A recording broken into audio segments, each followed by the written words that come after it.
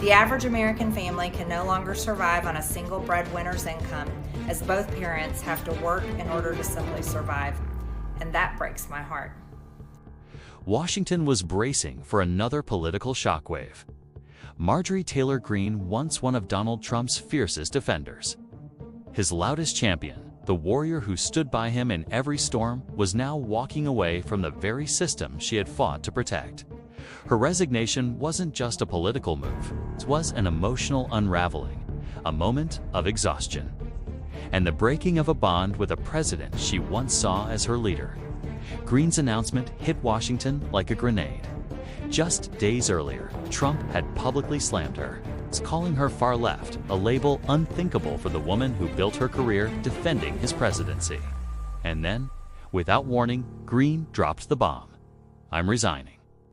It shocked the GOP, stunned reporters, and raised the question everyone whispered, but didn't he dare say aloud? What really happened between Trump and MTG? In her resignation video, Greene didn't speak like a typical politician. She spoke like someone finally telling the truth about the system from the inside. "Americans are used by the political industrial complex," she said. "Election after election. Nothing ever gets better for the common man or woman." Her words weren't tea complaints, they were confessions from someone who had seen the machine up close. Greene explained how bills she introduced, from making English the official language to restricting medical transitions for minors, never went anywhere. They just sat, gathering dust.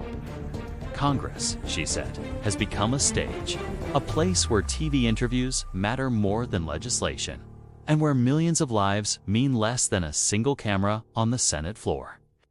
She grew emotional, recalling the longest government shutdown. She begged Republican leadership to stay in Washington. "Work on health care," she pleaded. "Fix something."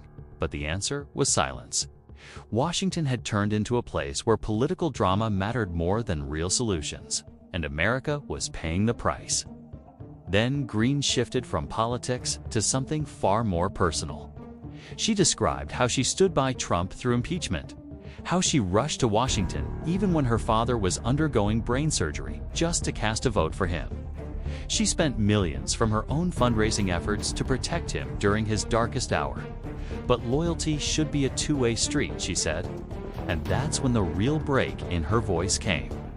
Trump calling her a traitor shattered something inside her. Standing up for women raped at 14 should not result in the President of the United States calling me a traitor, she said quietly. The disappointment in her tone wasn't political. It was human. It was the sound of someone realizing that loyalty, for some, only flows in one direction. "I refuse to be the battered wife, hoping it gets better." Greene said a line that cut deeper than anything else she had said. It wasn't just about Trump. It was about a toxic political culture that chews up people, uses their devotion, and spits them out when they stop being useful. She turned back to the people of her district, the people I love, as she called them.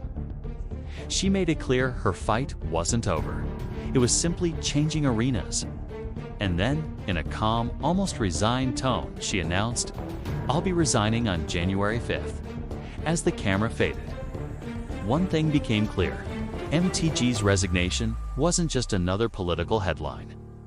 It marked a new fault line inside the Republican Party. A loyal soldier had walked away from her general, and now, it's the middle of a critical election season. The real question isn't why she left. The real question is what her departure means for Donald Trump, and for a GOP already battling internal chaos. America is watching. The Republican Party is watching. And Marjorie Taylor Greene's silence, in the end, might speak louder than all the speeches she ever gave.